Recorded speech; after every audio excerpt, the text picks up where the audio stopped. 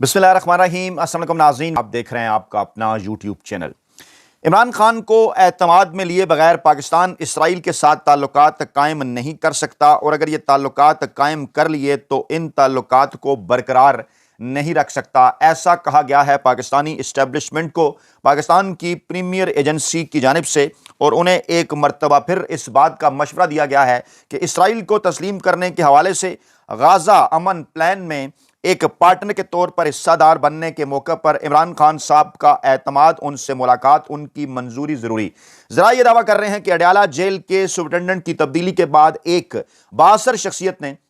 Adiala jail में इमरान खान साहब से एक तवील मुलाकात की है, और इस तवील मुलाकात में, जो कि तकरीबन 69 मिनट के ऊपर मुहित थी, इसमें ट्रंप, अमन फोर्स, गाज़ा की सूरत हाल और पाकिस्तान इसराइल ताल्लुकात के हवाले से इमरान खान साहब के ऊपर दबाव डालने की कोशिश की गई, उन्हें मनाने की कोशिश की गई। ज़ोर ज़बरदस्ती की ये मुलाकात थी, और ये मुलाकात गुज़श्ता दिन जुमेरात के रोज़ हुई। एक ऐसे माहौल में हुई कि जब पाकिस्तान की खुफिया एजेंसी ने, पाकिस्तान की सिक्योरिटी एजेंसी ने एक बार फिर इमरान खान साहब को इस अहम तरीन मौका के ऊपर मनाने की हमायत कर दी है। और field marshal general Asim Munir साहब की वापसी पर, जी हाँ, मुल्क वापसी पर, क्योंकि वो डिवोर्स में है इस वक्त, जहां पर डोनाल्ड ट्रंप साहब के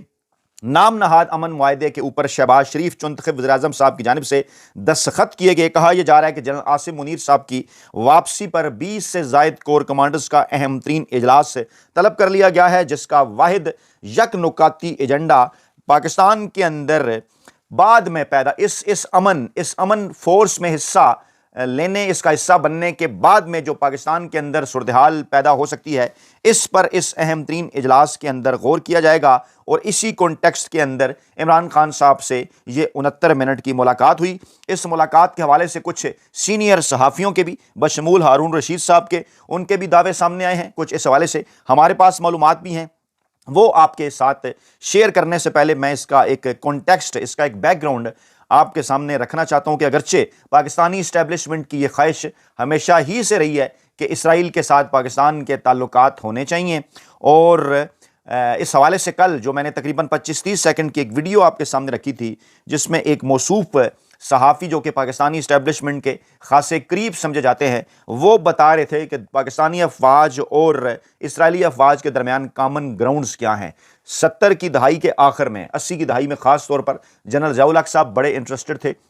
इसराइल के साथ ताल्लुकात कायम करने के हवाले से। वो कभी फिर उसकी तफसीलात आपके सामने रखेंगे। मैं सरेदस इस वक्त पाकिस्तान के अंदर जिस शरीफ ख़ानदान की हुकूमत है, उसके गुज़श्ता 90 जो है वो 90 की दहाई के जो दोनों अदवार हैं, उसके कुछ नुकात मैं आपके सामने रखूँगा, ताकि फिर हम यहाँ तक पहुँच सकें, आज की सूरत हाल हमें समझने में आसानी हो। तो जनाब, 1990 की दहाई में, चाहे वो दोनों अदवार थे मियाँ साहब के, 1990 से 1993 और फिर 1997 से 1999, इन दोनों के दरमियान दोनों अदवार में कोशिशें हुई, और इस बात की ख्वाहिश थी मियाँ नवाज शरीफ साहब की, उनके कुछ बिजनेस इंटरेस्ट भी थे, कुछ दीगर आलमी मामलात भी थे कि दोनों ममालिक के दरमियान ताल्लुकात हों। और उस वक्त के जो पाकिस्तान के सदर थे मियाँ साहब के दूसरे दौर में, रफ़ीक तारड़ साहब, उन्होंने अमेरिका में अक़वाम मुत्तहिदा में पाकिस्तान के नुमाइंदे जमशेद मार्कर के साथ मिलकर इसराइली सदर आइज़र वाइज़मैन और वज़ीर-ए-आज़म याज़िक राबिन के साथ उन्होंने कुछ मुलाकातें भी की थी। और फिर 1993 में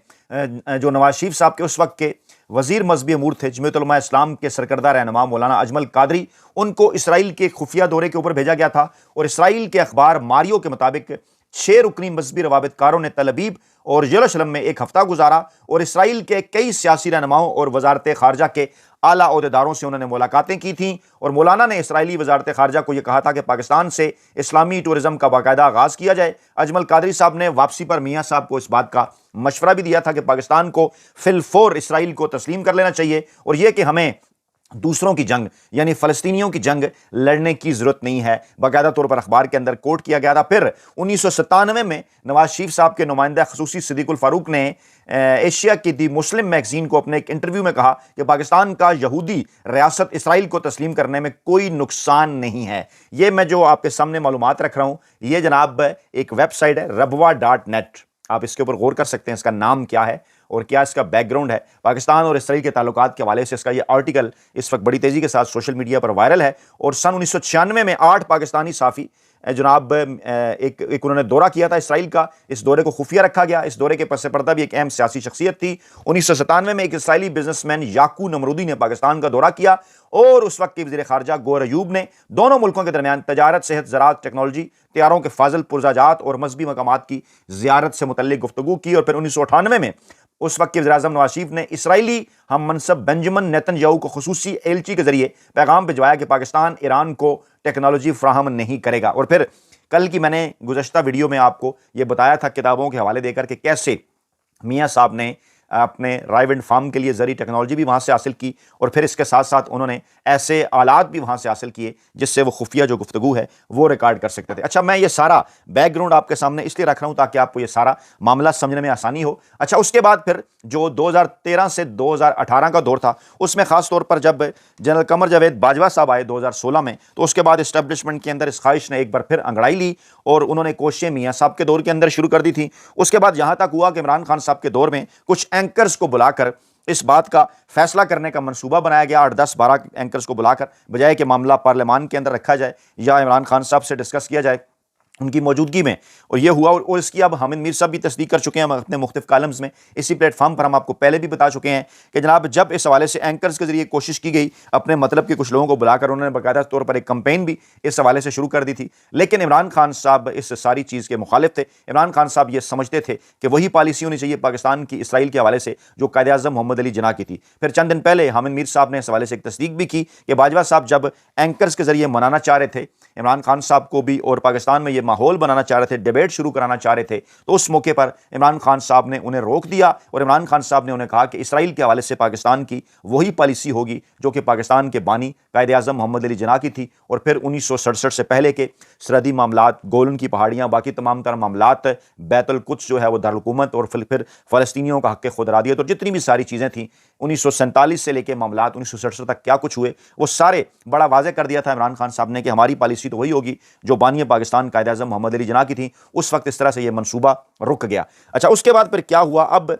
اس بات کے حوالے سے ثبوت سامنے آ چکے ہیں، اب اس پر کسی دوسری رائے کی تو ضرورت ہی نہیں ہے. اب یہ بات کنفرم ہو چکی ہے کہ اپریل 2022 کے اندر عمران خان صاحب کی حکومت کو اس لیے گھر بھجوایا گیا، عمران خان صاحب کی حکومت کو اس لیے ختم کیا گیا اور ان کے جانے کے بعد، ان کو گھر بھجوائے جانے کے بعد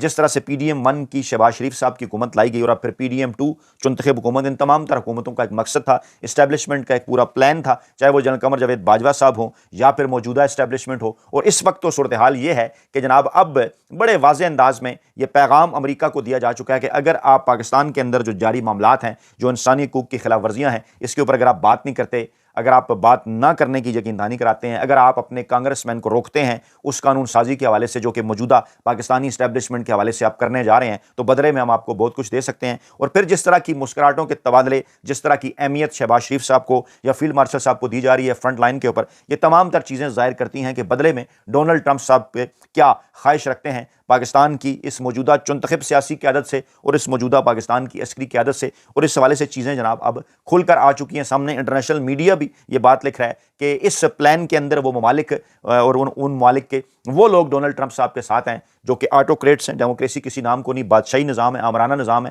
وہ تمام کے تمام لوگ، جبکہ دوسری طرف روس ہے، چین ہے یا یورپ ہے، وہ ایک سٹینڈ لے چکا ہے کہ یہ جو آپ نے امن بورڈ ڈونلڈ ٹرمپ صاحب نے بنایا، ان کا تعلق صرف ان کی ذات کے ساتھ ہے. یہاں تک کہ جو امریکی ایوان نمائندگان ہے اسے بھی اعتماد کے اندر نہیں لیا گیا، صرف ایک ذاتی ایجنڈا ہے ایک شخص کا. اور جو دیگر ممالک اس کے اندر شامل ہوئے انہوں نے بھی اپنے ملک کے اندر عوام کو اعتماد میں نہیں لیا. اسی قسم کی صورتحال پاکستان کی بھی ہے کہ اس جعلی ہی صحیح لیکن اس پارلیمان کو پوچھا تک نہیں گیا. فارم 47 کی یہ جو پارلیمان ہے اس سے بالا ہی تمام تر جو فیصلے ہیں وہ کر لیے گئے، کیونکہ بدلے میں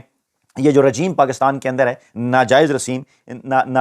رجیم، اس کی لیجٹمیسی کا معاملہ ہے. اس کو کیونکہ امریکہ کی نظر میں معتبر بنانا ہے، اس لیے پارلیمان سے بالا جو تمام تر فیصلے ہیں وہ کیے جا رہے ہیں. اس حوالے سے پاکستان تحریک انصاف کا موقف آ چکا، تحریک تحفظ عین پاکستان کا موقف آ چکا، سینٹ میں اپوزیشن لیڈر علامہ راجہ ناصر عباس کا موقف آ چکا، قومی اسمبلی کے اندر اپوزیشن لیڈر محمود خان اچکزئی کا موقف آ چکا. عمران خان صاحب کا جو درینہ موقف ہے وہ تو آپ کے سامنے ہے ہی. اس وقت پاکستان تحریک انصاف کا جو سوشل سوشل میڈیا سیل ہے وہ تمام کی تمام چیزیں کھول کر اس وقت پاکستانی عوام کے سامنے رکھ رہا ہے کہ عمران خان صاحب کی اپنے دور کے اندر کیا پالیسی تھی، کون سے ایسے معاملات تھے جب عمران خان صاحب نے جناب ایبسولوٹلی ناٹ کہا، جب عالمی ایجنڈے کے اوپر عمل درآمد پاکستان میں شروع ہوا، امریکی سفارت خانے کی سربراہی میں کیسے پاکستان تحریک انصاف پیپلز پارٹی نون لیگ کے لوگوں سے ملاقاتیں کی گئیں، اسٹیبلشمنٹ کو باقاعدہ طور پر ایک ٹاسک دیا گیا، اور اس کے بعد کیسے عمران خان صاحب کی جائز آئینی اور قانونی حکومت کو ناجائز اور غیر آئینی اور غیر قانونی طریقے سے کیسے گھر بھجوایا گیا۔ ایک پورا ایجنڈا تھا، اور اس ایجنڈے کے اندر آگے چل کر یہ آنا تھا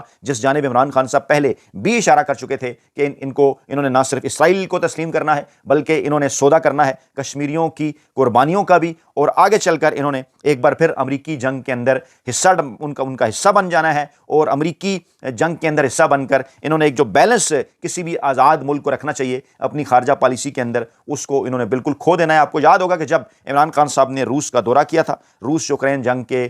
موقع پر، اور جب عمران خان صاحب نے ایک آزادانہ موقف اختیار کرنے کے حوالے سے اعلان کیا تھا، جیسا کہ ہمارے پڑوسی ملک بھارت نے بھی کیا تھا، ماضی میں بھی اگر دیکھیں تو وہ جناب امریکہ کے ساتھ ان کے تعلقات ہوں، روس کے ساتھ ہوں یا چین کے ساتھ ہوں، انہوں نے ہمیشہ جو ذاتی مفادات ہیں، جو ملکی مفادات ہیں خاص طور پر بھارت کے، اس کو انہوں نے مقدم رکھا، لیکن پاکستان کے اندر ہمیشہ ایسے مواقع کے اوپر ناجائز حکومتیں رہی ہیں،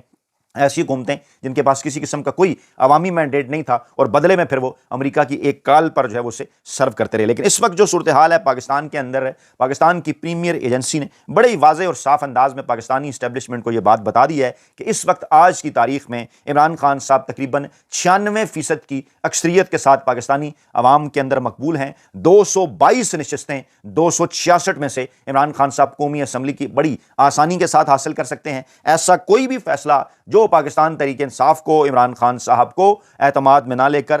کیا گیا، مستقبل میں اس کا فال آؤٹ آ سکتا ہے۔ امریکہ کی جانب سے بھی اس خواہش کا اظہار کیا گیا کہ پاکستان میں بڑی سیاسی جماعتوں کو اس حوالے سے اعتماد میں لیا جائے، پارلیمان میں کو اگر نہیں لیا گیا تو پاکستان تحریک انصاف کے ساتھ بات کی جائے۔ اسی خواہش پر ہماری اطلاعات کے مطابق چند گھنٹے قبل کل کے دن ہماری اطلاعات کے مطابق عمران خان صاحب سے ایک زور زبردستی کی ملاقات ہوئی۔ عمران خان صاحب یہ ملاقات نہیں کرنا چاہتے تھے، اس کا جو ایجنڈا تھا وہ یہی تھا کہ اسرائیل کو ہم تسلیم کرنے جا رہے ہیں اور ڈونلڈ ٹرمپ کی غزہ امن فورس کا حصہ بننے جا رہے ہیں، آپ کی ہمیں حمایت چاہیے، آپ کا ہمیں ایک بیان چاہیے، پاکستان تحریک انصاف کی حمایت چاہیے، بدلے میں آپ کو سیاسی سپیس ملے گی، بدلے میں آپ کو جو ہے وہ رہائی ملے گی، بدلے میں آپ کو اقتدار